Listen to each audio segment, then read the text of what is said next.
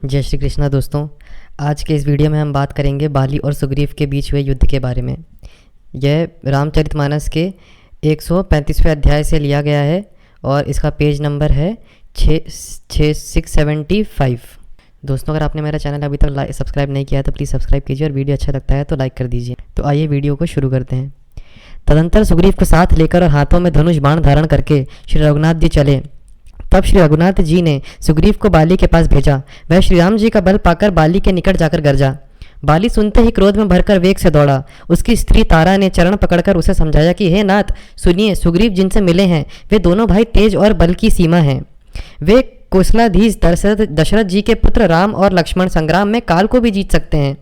बाली ने कहा, हे बीरू, डरपोक प्रिय, सुनो, श्री रघुनाथ जी समदर्शी हैं। जो कदाचित वे मुझे मारेंगे ही तो मैं सनाथ हो जाऊंगा, परम पद पा जाऊंगा। ऐसा कहकर वह महान अभिमानी बाली सुग्रीव को तिनके के समान जानकर चला। दोनों भिड़ गए। बाली ने सुग्रीव को बहुत धमकाया और घूंसा मारकर बड़े जोर से गरजा।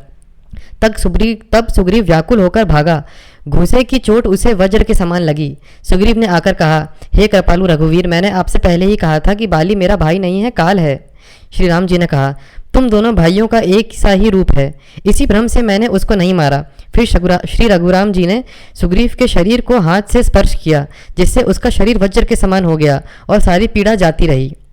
तब श्री राम जी ने सुग्रीव के गले में फूलों की माला डाल दी और फिर उसे बड़ा भारी बल देकर भेजा। दोनों में पुनः अनेक प्रकार से युद्ध हुआ। श्री रघुनाथ जी ने वृक्ष की आड़ से देख रहे थे।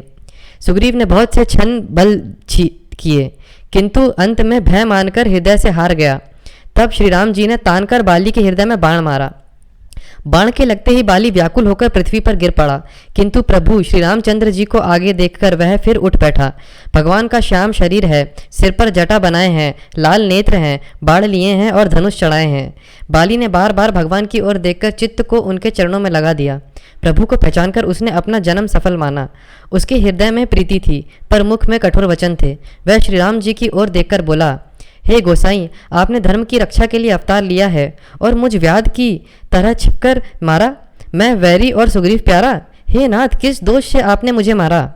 श्री राम जी ने कहा, हे मूर्ख, सुन, छोटे भाई की स्त्री, बहन, पुत्र की स्त्री और कन्या, ये चारों समान हैं। इनको जो कोई बुरी दृष्टि से देखता है उसे मारने में कुछ भी पाप नहीं होता। हे मूढ़, तुझे अत्यंत अभिमान है। तूने अपनी स्त्री की सीख पर भी कान ध्यान नहीं दिया। सुग्रीव को मेरे भुजाओं के बल का आश्रित जानकर भी, अरे अधम अभिमानी, तूने उसको मारना चाहा। बाली ने कहा, हे श्री राम जी, सुनिए स्वामी, आपसे मेरी चतुराई नहीं चल सकती। हे प्रभु, अंतकाल में आपकी गति शरण पाकर मैं अब भी पापी ही रहा।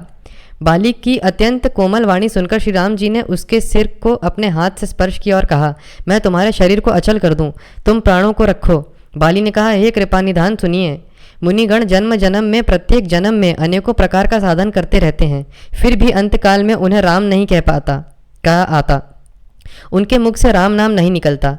जिनके नाम के बल से शंकर जी काशी में सबको समान रूप से अविनाशिनी गति मुक्ति देते हैं, वह श्री राम जी स्वयं मेरे नेत्रों के सामने आ गए हैं। हे प्रभु, ऐसा संयोग क्या फिर कभी बन पड़ेगा? श्रुतियाँ नेति नेति कहकर निरंतर जिनका गुणगान करती रहती हैं तथा प्राण और मन को जीतकर एवं इंद्रियों को विषयों के रस से सर्वथा नीरस मनाकर मुनिगण ध्यान में जिनकी कभी क्वचित ही झलक पाते हैं, वे ही प्रभु आप साक्षात मेरे सामने प्रकट हैं। आपने मुझे अत्यंत अभिमानवश जानकर यह कहा कि तुम शरीर रख लो, परंतु ऐसा मूर्ख कौन होगा जो हठपूर्वक कल्प वृक्ष को काटकर उससे बबूर के बाण लगाएगा? अर्थात पूर्ण काम बना देने वाले आपको छोड़कर आपसे इस नश्वर शरीर की रक्षा चाहेगा। हे नाथ, आप मुझ पर दया दृष्टि कीजिए और मैं जो वर मांगता हूँ उसे दीजिए। मैं कर्मवश जिस योनि में जन्म लूँ वहीं श्री राम जी आपके चरणों में प्रेम करूँ। हे कल्याणप्रद प्रभु, वह मेरा पुत्र अंगद विनय और बल में मेरे ही समान है, इसे स्वीकार कीजिए। और हे देवता और मनुष्यों के नाथ, बाँह पकड़कर इसे अपना दास बनाइए। श्री राम जी के चरणों में दृढ़ प्रीति करके बाली ने शरीर को वैसे ही आसानी से त्याग दिया जैसे हाथी अपने गले से फूलों की माला का गिरना ना जाने। श्री रामचंद्र जी ने बाली को अपने परम धाम भेज दिया। नगर के सब लोग व्याकुल होकर दौड़े। बाली की स्त्री तारा अनेकों प्रकार से विलाप करने लगी। उसके बाल बिखरे हुए थे और देह की संभाल नहीं है। तारा को व्याकुल देखकर श्री रघुनाथ जी ने उसे ज्ञान दिया और उसकी माया अज्ञान हर ली।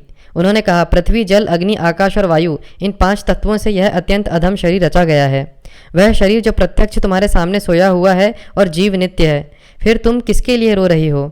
अब ज्ञान उत्पन्न हो गया, तब वह भगवान के चरणों लगी और उसने परम भक्ति का वर मांगा। शिव जी कहते हैं, हे उमा, स्वामी श्री राम जी सबको कठपुतली की तरह नचाते हैं। तदंतर श्री राम जी ने सुग्रीव को आज्ञा दी और सुग्रीव ने विधि पूर्वक बाली का सब मृतक कर्म किया। तब श्री रामचंद्र जी ने छोटे भाई लक्ष्मण को समझाकर कहा कि तुम जाकर सुग्रीव को राज्य दे दो। श्री रघुनाथ जी की प्रेरणा आज्ञा से सब लोग श्री रघुनाथ जी के चरणों में मस्तक नवाकर चले। तो दोस्तों, उम्मीद करता हूँ आपको ये वीडियो अच्छा लगा होगा। अच्छा लगता है तो इसको लाइक कीजिए, सब्सक्राइब कीजिए और शेयर कीजिए अपने दोस्तों के साथ, ताकि सब श्री रघुनाथ जी के वर्णन को जान सकें। जय श्री कृष्ण।